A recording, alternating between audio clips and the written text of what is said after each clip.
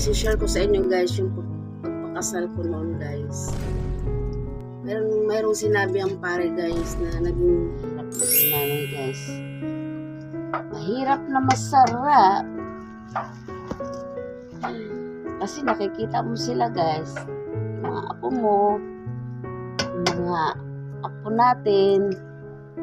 Nakikita mo sila. Kaya yung lungkot mo, binabawi na lang sa mga apo mo. Kahit mahirap, pero mayroong kagalakan kasi nababawi din sa mga apo mo. Ganun ang ano ko ngayon guys, talaga. Huli lang buhay guys. Andiyan naman ang Panginoon, lagi sumusubaybay sa atin. Guys, kanina po ngayon second boy. Share ko sa inyo guys yung pagpakasal ko noon guys. Mayroong sinabi ang pare guys na naging seryoso sa akin at palisipan sa akin guys. Sabi ko, yun, ba't sinasabi ng pare guys? Kasi parang naging seryoso ako doon sa sinabi ng pare guys. Naging seryoso ako doon sa sinabi ng pare na ganyan ang kanyang mga sinasabi guys. Habang pala pinagdaanan mo yung mga problema, kaginawaan, kahirapan, problema, maraming pagsubok. Doon ko naalala yung sinabi ng pare guys. Kaya kung tayo alinlangan sa pagpapakasal guys, hindi ka nila kakasal. Kasi ito yung bagay na dapat pinagpasyahan ng maayos ng mga pagpapakasal. Kasi ito pala yung pagdadaanan natin. Kaya maraming nabubuo, maraming nahihiwalay dahil hindi nakayanan yung mga pagsubok na pinagdaanan. Kaya dapat pala pag nagpakasal ka guys, lahat naka-ready.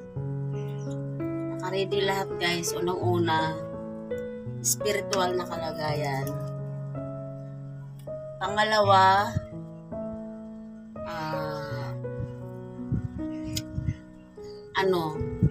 physical, naka-ready yung physical sa lahat guys. Kaya sa mga nagpapakasal tayo, sa mga nagpapakasal guys, i-ready mo, ipanguna mo ang spiritual na kalagayan.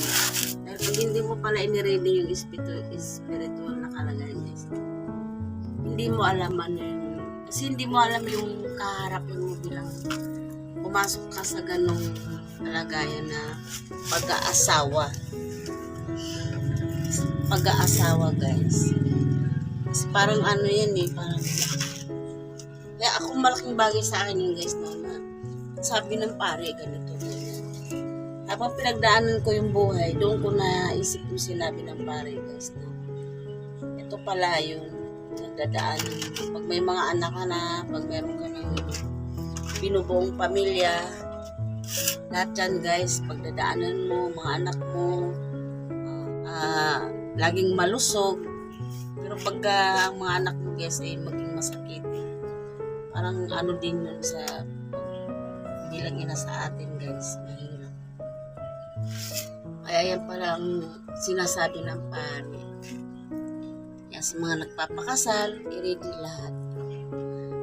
Huwag lang magpadalos-dalos. Yun nga, biyaya ng Diyos guys. Laban lang. Hindi naman tayo nag-iisa sa buhay, kasama natin ang Panginoon. Sabi nga, habang sinusubok tayo ng mga problema, lalo tayo tumitibay.